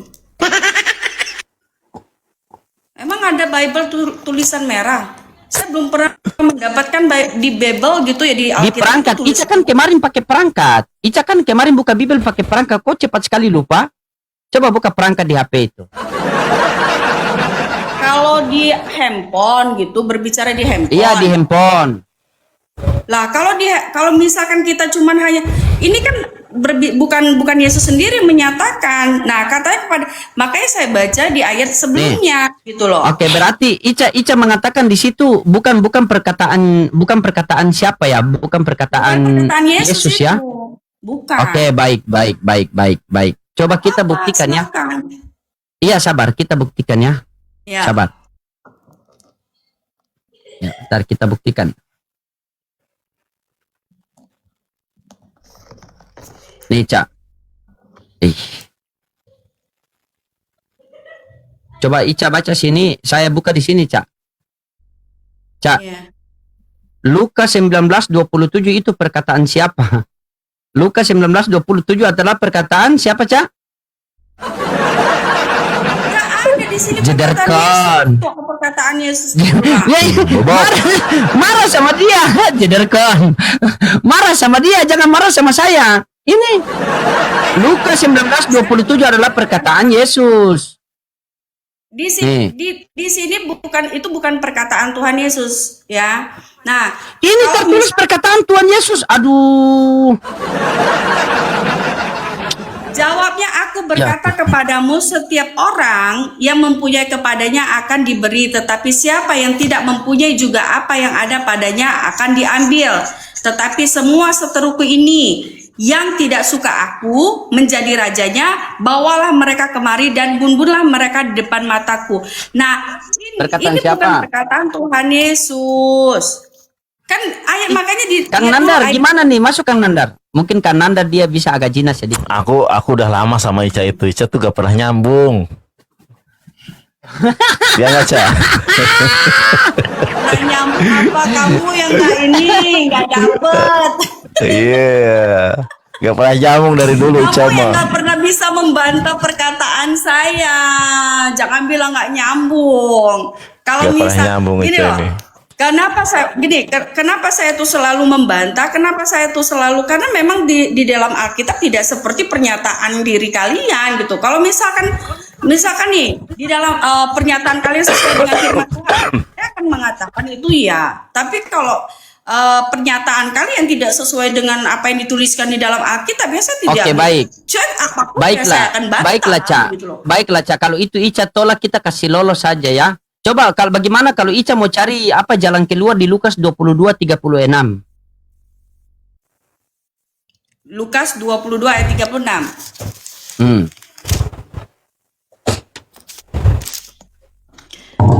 22 ayat 36. Oke. Percakapan 36, waktu. iya. Katanya kepada mereka, namun sekarang ini siapa yang mempunyai pundi-pundi hendaklah ia membawanya. Demikian juga yang mempunyai kantong perbekalan. Siapa yang tidak mempunyai pedang hendaklah ia menjual jubahnya dan membelinya.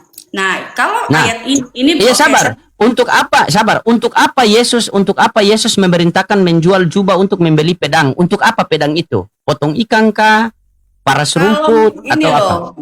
Oke. Kenapa dikatakan seperti itu? Karena kalau misalkan mereka tidak mempunyai uang lagi, kalau misalkan mereka itu lagi membutuhkan, ya itu bisa dijual gitu. Itu Iya, umpamanya. bukan maksudnya untuk menjual jubahnya dan membeli pedang. Untuk apa dibelikan pedang ini?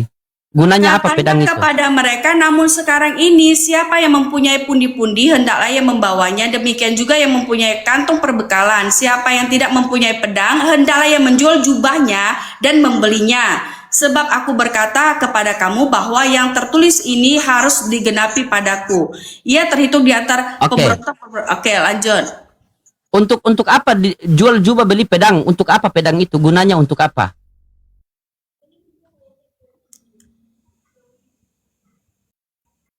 Kok pedang untuk apa? Enggak untuk apa-apa.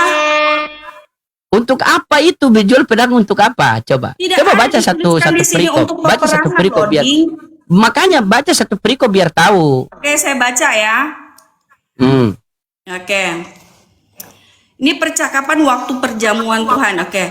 Terjadilah juga pertengkaran di antara para rasul mengenai siapa yang dapat dianggap terbesar di antara mereka. Yesus berkata kepada mereka, raja-raja bangsa-bangsa memerintah rakyat mereka dan orang-orang yang menjalankan kuasa atas mereka disebut pelindung-pelindung. Namun kamu janganlah demikian. Yang terbesar di antara kamu hendaklah menjadi seperti yang paling muda dan pemimpin menjadi seperti pelayan. Sebab siapakah yang lebih besar, yang duduk makan atau yang melayani? Bukankah dia yang duduk makan? Namun aku ada di tengah-tengah kamu sebagai pelayan. Kamulah yang tetap tinggal bersama-sama dengan aku dalam segala pencobaan yang aku alami. Aku menganugerahkan kerajaan kepada kamu sama seperti Bapakku menganugerahkannya kepadaku, supaya kelak kamu makan dan minum semeja dengan aku di dalam kerajaanku, dan kamu akan duduk di atas tahta untuk menghakimi ke-12 suku Israel. Simon, lihat iblis telah menuntut untuk menampi kamu seperti gandum, tetapi aku telah berdoa untuk engkau supaya imanmu jangan gugur. Dan engkau jikalau engkau sudah insaf, kuatkanlah saudara-saudaramu. Jawab Petrus kepadanya, Tuhan, aku bersedia masuk penjara dan mati bersama dengan engkau. Nah, tadi ini pertanyaan Bang Gozali ya. Di mana di dalam ayat Alkitab bahwa murid Tuhan Yesus menyebut memanggil nama Tuhan. Nah, ini ayatnya ya. Sudah ya Bang ya? Nah, jawab Petrus kepadanya, Tuhan, aku bersedia masuk penjara dan mati bersama-sama dengan engkau. Namun Yesus berkata, aku berkata kepadamu, Petrus, hari ini ayam tidak akan berkokok sebelum engkau 3 kali menyangkal bahwa engkau mengenal aku. Lalu ia berkata kepada mereka, ketika aku mengutus kamu tanpa membawa pundi-pundi. Nah, nih. Lalu ia berkata kepada mereka, ketika aku mengutus kamu tanpa membawa pundi-pundi, kantong pembekalan dan kasut, apakah kamu kekurangan apa-apa? Jawab mereka, suatu pun tidak, katanya kepada mereka. Namun sekarang ini siapa yang mempunyai pundi-pundi, hendaklah ia membawanya. Demikian juga mempunyai kantong pembekalan. Siapa yang tidak mempunyai pedang, hendaklah ia menjual jubahnya dan membelinya. Sebab aku berkata kepada kamu bahwa yang tertulis ini harus digenapi. Nah, ini berbicara yang di ayat 25 ini gitu loh. Iya, saya tanyakan, Ca, untuk apa? Untuk apa dijual pedang itu, untuk apa? Tanya sendiri lah untuk apa? Untuk dibilang dia di sini. Tanya sendiri, baik kita tanya. Masa daya baik? Baik kita tanya baik-baik. Ini, Ca. Nih, Ca. Sudah Iya, sabar. Di ayat 25. Nih. Lalu ia berkata kepada mereka, Nih, Ca. ketika aku mengutus kamu tanpa membawa pundi-pundi. Iya. Berarti di situ Nih. untuk apa ditanya? Iya, dengar dulu. Nih. Ya. Nih. Perhatikan baik. Untuk mengingatkan para murid-murid bahwa mereka akan memasuki masa penganiayaan yang berbahaya, dan untuk menggenapi nubuatan perjanjian lama bahwa dia akan digolongkan di antara para pemberontak. Saat murid-muridnya menunjukkan 2 pedang, Yesus berkata, itu sudah cukup, yang menegaskan bahwa jumlah tersebut tidak memungkinkan cukup untuk membela diri. Jadi mereka untuk menjual pedang untuk membela diri karena mereka mau terjadi peperangan. Nah, sama juga tadi ini di dalam Islam. Dengar dulu. Nah. Perangilah di jalan Allah orang-orang yang memerangi kamu. Yesus mengajarkan ajaran kasih. Tetapi Yesus juga berjaga-jaga ketika ada orang mau membunuh dia. Sama juga dengan di Islam. Ketika Ica mendapatkan bahwa bunuhlah mereka, perangilah mereka, berarti orang-orang yang memerangi kita baru kita bisa perangi mereka. Sebagaimana Yesus nih, apa? Nih, di dalam nih, carilah di sini Caca nih. Berbeda loh. Dengar. Untuk apa Yesus menyuruh menjual jubah dan memberi pedang? Untuk berjaga-jaga di Taman Getsemani, Ica. Walaupun kita ini mengajarkan ajaran kasih, tetapi jikalau ada orang yang mau memerangi kita, bukan berarti kita diam saja, kita wajib membela diri. Nah, sementara Ica mendapatkan ayat-ayat di Al-Quran bahwa bunuhlah mereka, perangilah mereka yang memerangi kamu. Sebagaimana Yesus ketika memerintahkan murid-muridnya untuk menjual pedang, untuk berjaga-jaga. Jangan sampai ketika orang, coba kutanya sama Ica ya. Waktu penangkapan Yesus, siapa yang memotong telinga orang-orang Yahudi yang menangkap Yesus? Oke, lanjut. Siapa yang memotong? Ya, itu tentara. Siapa yang memotong telinga tentara? Siapa yang memotong? Siapa yang memotong? Siapa yang memotong telinga tentara itu? Baru disambung ulang oleh Yesus. Murid Tuhan Yesus. Murid Tuhan Yesus. Kutanya sama Ica, kenapa dia memotong? Apakah dia tidak ada ajaran kasih? Padahal dia bersama-sama dengan Yesus. Kenapa dia memotong? Oke, saya jawab ya. Ini saya jawab ya, biar supaya kamu paham ya. Oke. Nah, makanya saya kembali lagi seperti yang saya sudah katakan tadi gitu loh. Nah, kamu dengar. Katanya jawab, kok kembali? Bentar dulu, ini enggak dulu, biar saya ngomong dulu bentar. Nah, iya. Nah, tadi kan saya sudah bilang samamu bahwa kalau berbicara tentang kasih itu bukan semata-mata apabila kita dipukul ya di depan kita harus kasih, bukan begitu. Nah, tadi teman-teman ya begitu juga Ica. Ica mengutip tadi konteks itu di dalam maka perangilah, bunuhlah ini. Oh iya, silakan. Nah, jadi kalau misalkan kalau tadi kan saya sudah kasih perumpamaan gitu loh. Perumpamaan dalam arti seperti ini. Kalau misalkan ada orang datang udah gitu di depan kita, dia mau melukai kita bukan untuk kita jangan memberikan diri kita untuk dilukai, tetapi kita harus bukan berarti kita harus membunuh dia, tetapi kita harus menjaga diri kita bagaimana supaya kita tidak terjadi yang namanya pembunuhan. Nah, berbeda dengan apabila sudah terjadi. Ini sudah terjadi nih. Jadi hukum kasih itu yang dipakai itu dalam arti apabila itu sudah terjadi, bagaimana cara kita mengampuni orang tersebut. Nah, sama seperti ini ayat ya. Ini kalau berbicara tentang ayat ini kan namanya berjaga-jaga. Nah, berjaga-jaga karena apa? Kenapa berjaga-jaga? Ya itu dia yang saya sampaikan. Berjaga-jaga ayam. Berjaga-jaga untuk apa? Jaga untuk ketika dia mau diserang lah. Kita melakukan pembelaan diri, masa jaga-jaga ayam? Jaga kandang orang. Oke. Kalau ini bagaimana? Makanya dibilang di situ kan kalau kita ya apabila ada orang datang dia mau ajar kita gitu. Mending Ica belajar saja lah. Ica belajar di sini kan ada Kang Nandar, ada Ustadz Gajali, ada PST Loding. Kalau misalkan Ica belajar lah. Gini loh. Kalau misalkan apa yang kalian sampaikan itu masuk di dalam firman Tuhan dan logika akal sehat saya sebagai manusia, saya akan belajar, saya akan ikutin. Tapi kalau misalkan kalian mengajarkan firman Ica mengatakan masuk logika. Masuk logika tidak, Ica. Yang paling tinggi dalam diri kita ini adalah akal. Akal tempatnya itu di kepala, benar tidak? Masuk akal tidak? Ketika Tuhan menciptakan manusia untuk melahirkan Tuhan. Masuk akal. Langsung diturunkan moderator. Apa ya? Ica, mohon maaf. Langsung diturunkan moderator, Ica. Maaf. Bukan saya. Ini Bang Loding sama Bang Nandar, saya izin mau turun dulu ya. Insya Allah kalau ada kesempatan balik lagi. Masya Allah. Siap, Ustadz ya. Terima kasih ilmunya, Tad. Ustadz. Makasih, makasih. Balik lagi Ustadz ya. Sama-sama. Kalau ada begitu-begitu Ustadz masuk. Di asa baru Ustadz hajar sendiri.